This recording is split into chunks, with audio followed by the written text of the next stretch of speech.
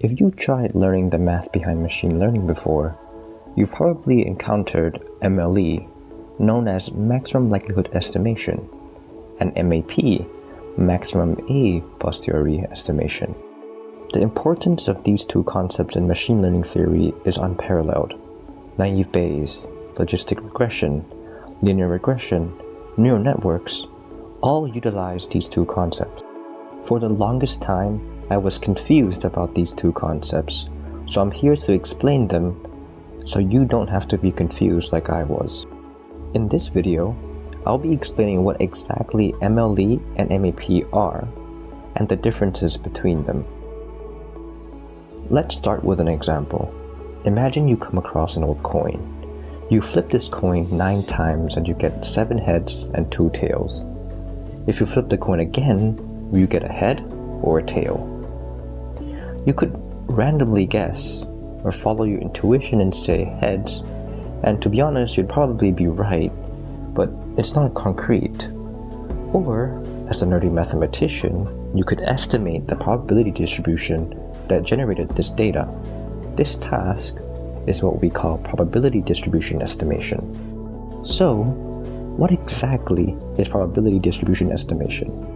Formally, estimating a probability distribution means, given the current data in front of us, what is the most likely probability distribution that this data was drawn from?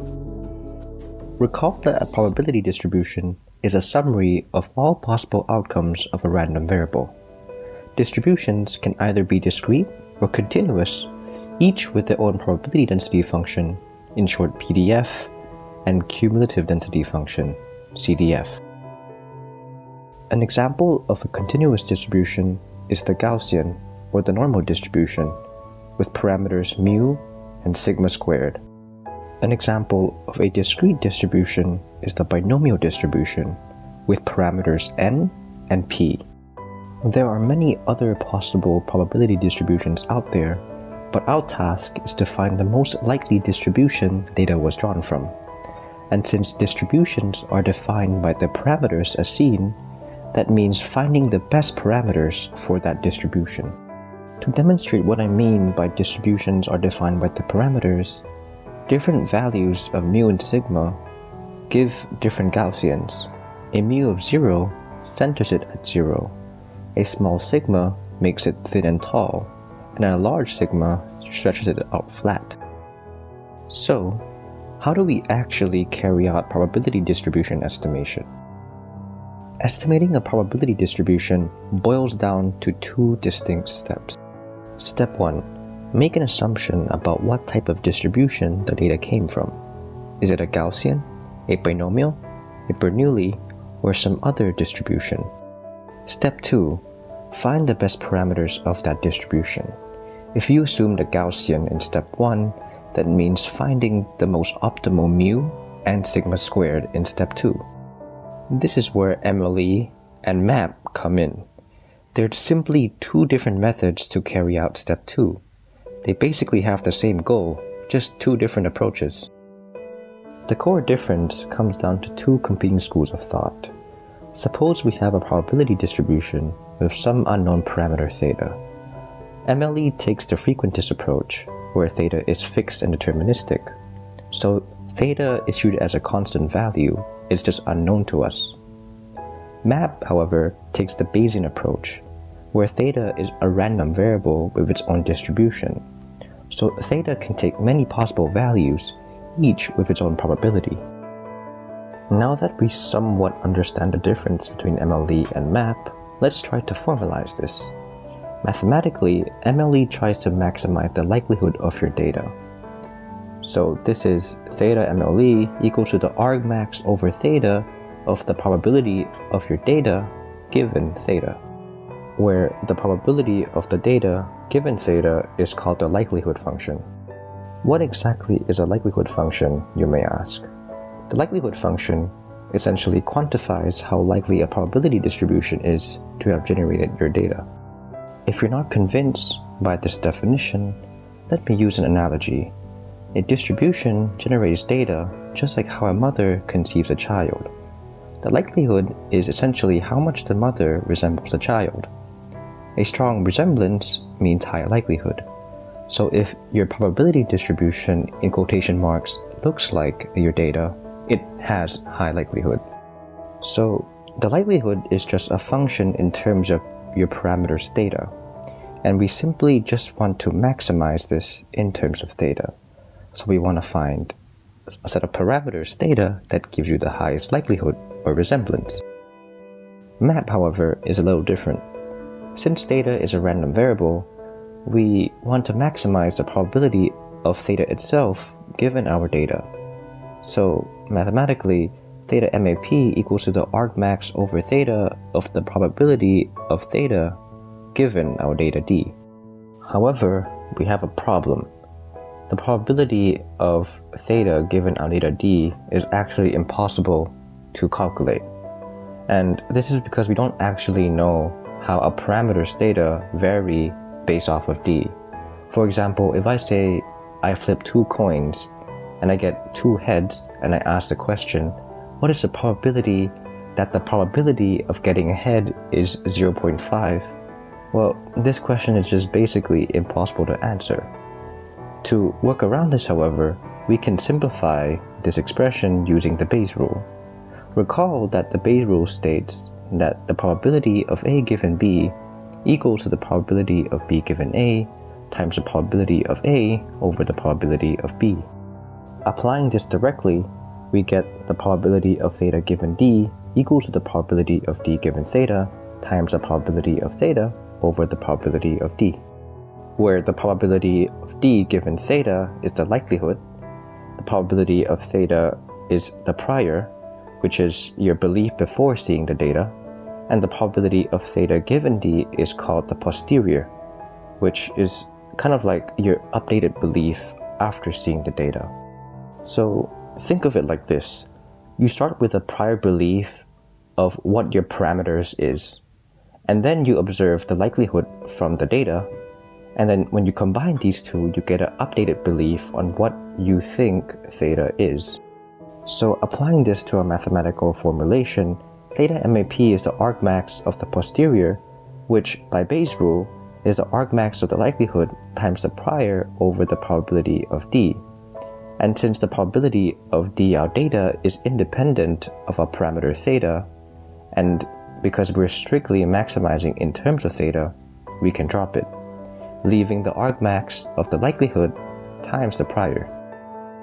One really important note, holding a Bayesian view is just a philosophical stance, whereas Bayes' rule itself is a universal mathematical theorem used by both frequentists and Bayesians. So Bayes' rules does not mean you're Bayesian. Now that we successfully formulated MLE and MAP, let's try to solve our coin flip problem explicitly using both methods. But before that, recall that we have to make an assumption about the probability distribution our data came from. Because a coin toss is binary, our most reasonable assumption is a Bernoulli distribution, which is the simplest discrete distribution modeling a single trial with 2 outcomes, a success denoted as 1 and a failure denoted as 0. The probability mass function for a Bernoulli distribution for a single event is the probability of y given theta equals to theta when y is 1 and 1 minus theta when y is 0. In this scenario, we can treat heads as 1 and tails as 0, and the probability mass function can also be rewritten compactly as the probability of y given theta equals to theta to the power of y times 1 minus theta to the power of 1 minus y. And they're actually equivalent because when y is 1, you get theta, and when y is 0, you get 1 minus theta. Now that we're done assuming a probability distribution, let's carry out the estimation using MLE. Recall that theta MLE equals to the argmax of theta of the probability of data D given theta. To simplify this, let's take a closer look at the probability of D given theta, or our likelihood function. But what is D? D is just our data, the sequence of flips, blue for heads and red for tails, so this is just the probability of the sequence of coin flips given theta. We can represent this more formally by writing each flip as y superscript I. So essentially, this equals to the joint probability of y1, y2, all the way to y9, given theta. To simplify this joint probability, we assume each coin flip is IID. So we assume each coin flip is independent from one another and are identically distributed, so they come from the same distribution.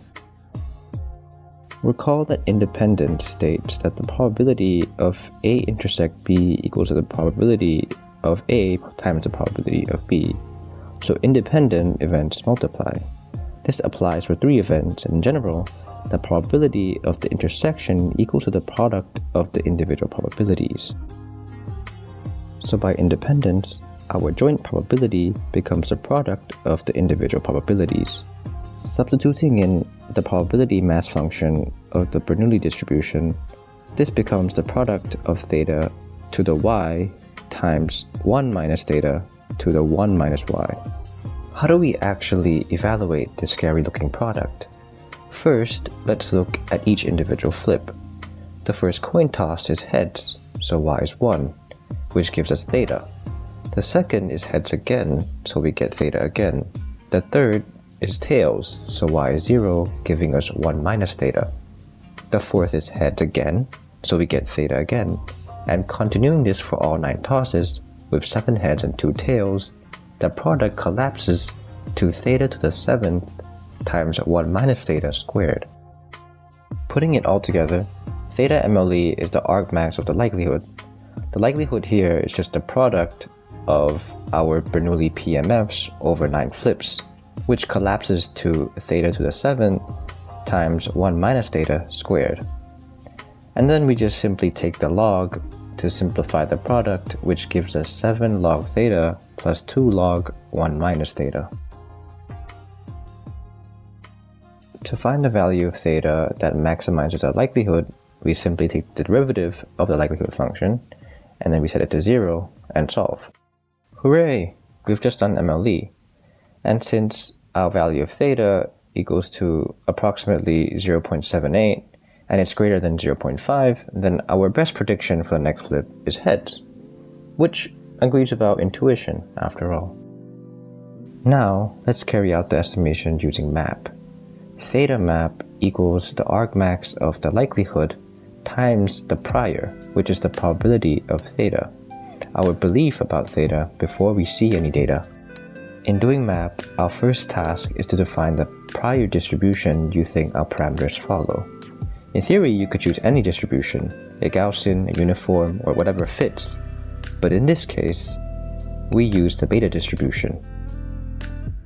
And we use the beta distribution because the beta distribution models continuous values bounded between 0 and 1. And this is extremely convenient because theta itself is a probability, so it is also bounded between 0 and 1. Its density is given by theta to the alpha minus 1 times 1 minus theta to the beta minus 1 over b of alpha beta. It has 2 shape parameters, alpha and beta. Depending on the value of alpha and beta you choose, you get a different beta distribution. Say as the observer you have an inkling that the coin is fair, so the probability of a heads and tails are both 0.5. We can represent this mathematically by setting alpha and beta equals to 5. And this gives us a symmetric curve centered at 0.5. So, theta map equals to the argmax of the posterior. By Bayes' rule, it's the likelihood times the prior. We then substitute in the likelihood with the product of the Bernoulli PMFs from what we calculated earlier, as well as the beta prior. We then plug in the result from evaluating the scary likelihood product from earlier, and also drop the beta function constant since it is independent of theta. As a result, we get theta to the 7 plus alpha minus 1 times 1 minus theta to the 2 plus beta minus 1. We can then take the log to simplify to get the map objective. Doing the same thing as we did before, we take the derivative and set it to 0 to find theta. So in the end, we get theta map equals to 7 plus alpha minus 1 over 9 plus alpha plus beta minus 2. Now let's try comparing the results we got from MLE and MAP. Using MLE, the probability of heads is 7/9, about 0.78. Using MAP, however, when we assume alpha and beta to be both 5, it actually pulls down the probability of heads to 11/17, about 0.65. So using MAP, it would still predict heads, but with lesser confidence. What if we use a different value of alpha and beta? For example, if you had a different inkling that the coin was biased towards heads and you said alpha equals to 8 and beta equals to 2, the probability of heads actually goes up to 14/17, which is about 0.82. So using this prior now, we would predict heads with even more confidence than we did with MLE. So, as you've seen from the previous part, for MAP, different priors for theta leads to different estimations for it. Your estimation, in quotation marks, follows your priors. If you believe theta was close to 0.5, your estimation supports that and will be pulled down. So, MAP is essentially a form of skepticism. It's MLE, but with extra context about the parameters before seeing the data. In machine learning, this idea of adding prior context is formally known as regularization, which will be covered in future videos. Thank you for watching this video. I hope this has helped clear the confusion about MLE and MAP. Thanks for watching, and see you next time.